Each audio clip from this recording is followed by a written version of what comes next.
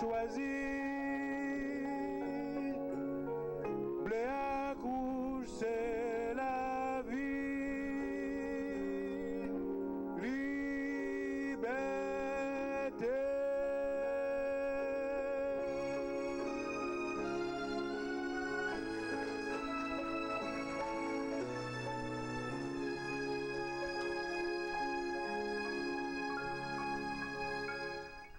« 7 avril est une date à haute valeur symbolique dans l'histoire et dans la vie de la nation haïtienne. Elle rappelle la mort de Toussaint Louverture à Fort-de-Joux, en France, après 7 mois d'incarcération.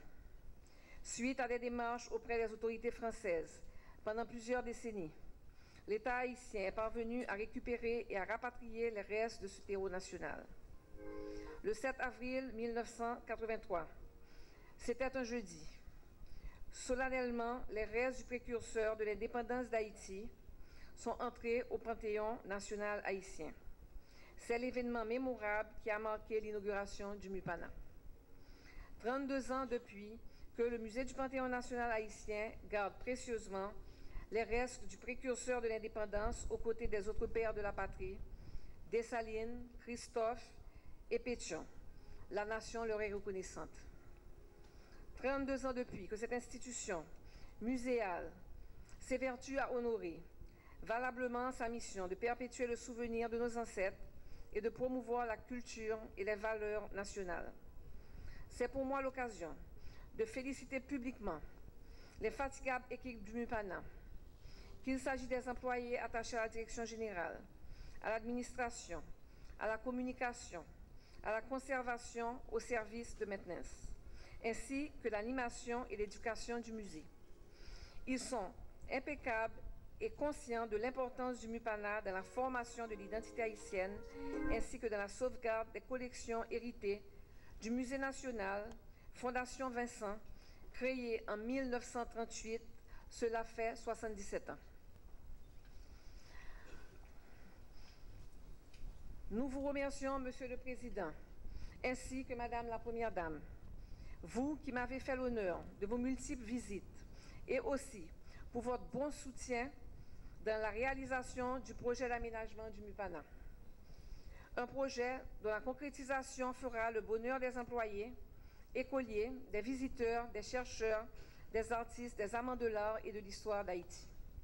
Le MUPANA est un lieu de mémoire qui nous rappelle sans cesse ce qui fait la grandeur de notre nation. C'est le lieu de rencontre privilégié de notre culture et de notre histoire. Dans cette optique, à l'occasion de son 32e anniversaire, le MUPANA propose au public une exposition qui met en valeur le génie de Toussaint Louverture et dégage son rôle dans l'acquisition de l'indépendance d'Haïti. Nous avons choisi également de réitérer, en collaboration avec le musée d'art du Collège Saint-Pierre, sous proposition de la Première Dame de la République, l'exposition inaugurale intitulée « Les grands maîtres de l'art populaire haïtien 1945-1970 ». Je me souviens avoir participé à cette inauguration. J'étais à la fois contente et intimidée par la présence de tant de personnalités officielles du monde de l'art, entre autres.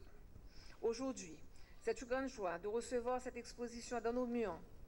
Cela signifie que nous n'avons pas perdu ni notre mémoire, ni notre art après le séisme. À présent, je vous invite à visiter ces deux expositions qui vous offrent le bonheur de revivre une bonne tranche de notre histoire, de notre pays et d'apprécier les talents des grands maîtres de l'art populaire haïtien 1945-1970. Bonne fête à tous. Ça fait 2 ans, c'était déjà en 2013 que j'ai gagné la médaille d'or des Jeux de la francophonie. J'étais reçu au Palais national par le président de la République. Une cérémonie officielle était organisée en mon honneur et j'étais fier. Et le président lui-même avait dit que c'était pour la 2e fois. J'ai appris ça, en fait, dans la bouche du président, que c'était pour la 2e fois qu'il y avait une médaille d'or, une médaille qui était arrivée en Haïti. La première, c'était Silvio Cator, et la deuxième, c'était en 2013, avec les Jeux de la francophonie. Et moi, je ne savais pas exactement ce que je devrais répondre au président. Mais il faut dire qu'après 2 ans, là, j'amène la raison. Et je me suis rendu compte que la médaille n'était pas à moi, c'était plutôt à Haïti. Et je dis à me solennellement, pendant gros activité, ça, remettre médaille là à mes parents, qui c'est côté non dit qui garde, qui aime des bagages qui cher pour payer. Alors,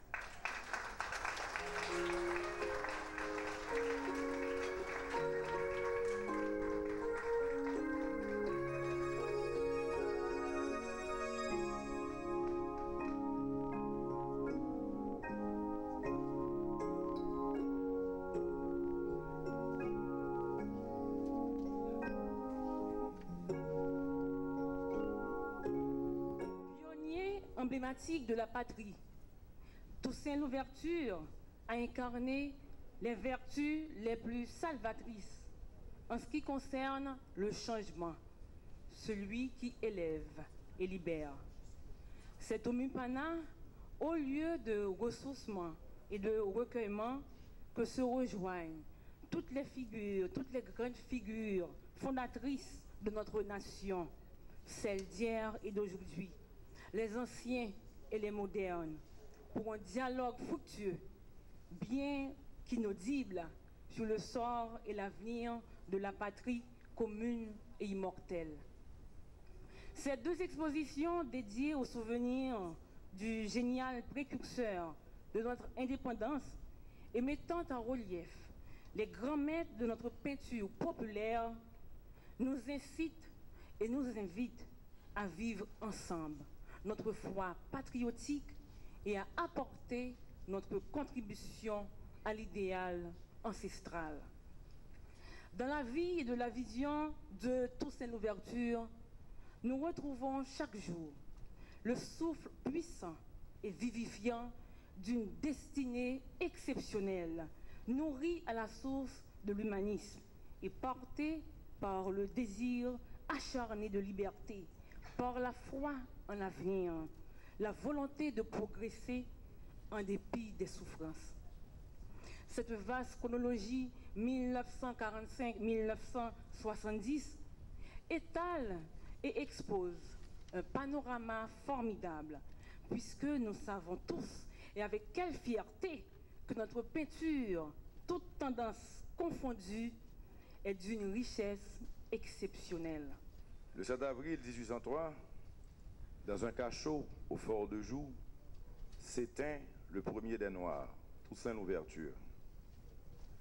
Les mauvais traitements qui lui avaient été infligés n'étaient pas arrivés à abattre son courage, car il savait que l'œuvre à laquelle il s'était voué n'allait pas disparaître avec lui. Il savait que l'arbre de la liberté des Noirs, qu'il avait si profondément implanté, repousserait par ses racines pour former une nation indépendante et souveraine. Le 1er janvier 1804, cette prédiction de l'homme de Breda s'est confirmée. Les fondements qu'il avait jetés allaient servir de base à la création de l'État d'Haïti. État à partir duquel le nègre asservi allait affirmer à la face du monde son éminente dignité d'homme. Du parcours de Toussaint Louverture, on retient ses qualités de stratège, d'organisateur et d'homme d'État. Et sa gestion des affaires demeure exemple et leçon pour tous ceux qui entendent diriger les destinées de cette nation qu'il a contribué à forger. Toussaint Louverture avait mesuré l'importance de l'économique dans la consolidation de son entreprise. Aussi, sous son égide, le territoire qu'il gérait avait retrouvé sa prospérité d'antan. Et cette prospérité qui avait rempli les caisses de l'État lui avait permis d'opposer sa vaillante et belle résistance aux écrasantes forces dépêchées contre lui par Napoléon Bonaparte. Toussaint, de plus, avait compris combien était nécessaire l'unité entre les fils de cette terre. Après la guerre du Sud, il tendit la main à ses adversaires malheureux et enrôla même certains dans son armée. Sa geste nous donne à comprendre combien sont stériles et suicidaires nos divisions intestines. Et André Rigaud, son adversaire, dont l'opposition à son action n'avait pas désarmé et qui était revenu dans les cales de l'expédition Leclerc pour le combattre, s'est retrouvé comme lui, peu de temps après sa mort, prisonnier au fort de Joux. Attentif à ces enseignements de l'histoire, je me suis employé à dynamiser l'économie nationale et à rechercher cette unité indispensable à la consolidation et la marche ascensionnelle de l'État haïtien. Des faits récents ont prouvé que je ne me laisse pas rebuter par des obstacles et que toujours je m'attache essentiellement à conduire à cette cohésion nationale à travers le dialogue, le compromis et la paix, sans lesquels nos ambitions à être forts, démocratiques et prospères ne s'inscriront pas dans les faits. L'Haïti nouvelle, dont je m'évertue sans répit à faire surgir et s'affirmer, ne verra jour que dans l'unité, avec le concours de toutes les forces vives de notre communauté. Et je souhaite vivement que nous arrivions, au-delà de nos différences idéologiques ou partisanes, à former un faisceau où se conjugueront toutes nos énergies positives pour que soient combattus et maîtrisés les problèmes qui nous assaillent. Pour cela, nous devons toutes et tous nous inspirer de l'exemple de courage, de dévouement, de dignité et de sacrifice du précurseur, en vue de convertir dans la réalité les aspirations profondes que porte le peuple haïtien. En ce jour du 7 avril 2015, où nous commémorons dans la ferveur et le recueillement la mort de Toussaint Louverture, je convie la collectivité tout entière à s'élever dans ses réflexions comme dans ses actions à la dimension des rêves des pères fondateurs qui ont jeté les bases d'une nation forte, fière et prospère. Et nous n'aurons pas meilleure façon pour exprimer la vénération que nous portons aux précurseurs que de nous décider aujourd'hui à nous mettre ensemble en vue de faire émerger cet Haïti en constant développement que nous voulons toutes et tous. Je tiens aussi à féliciter la direction du musée du Panthéon national qui s'est proposée pour fêter son 32e anniversaire de rééditer son exposition inaugurale intitulée « Les grands maîtres de l'art populaire haïtien », qui est encore une occasion de rendre hommage à cette génération d'artistes haïtiens qui, avec l'émergence du Centre d'art en 1944, est à la base de la percée de l'art haïtien dans le monde. C'est un grand plaisir pour moi de lancer cette exposition. Je vous remercie.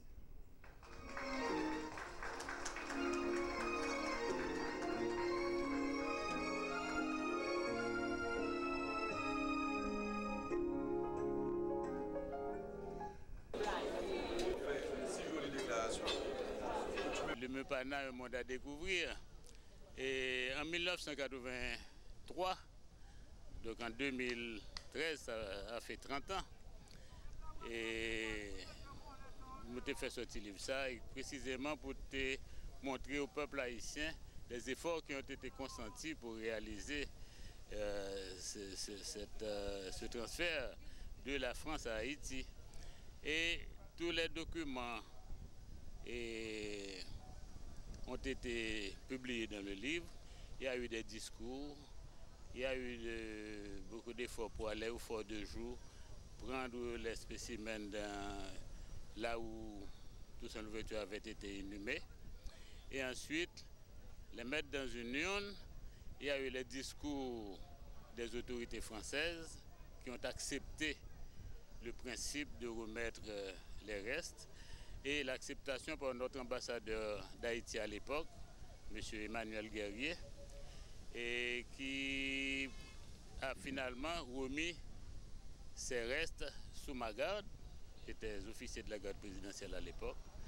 Donc c'est moi qui ai eu à garder l'urne, à prendre l'avion avec.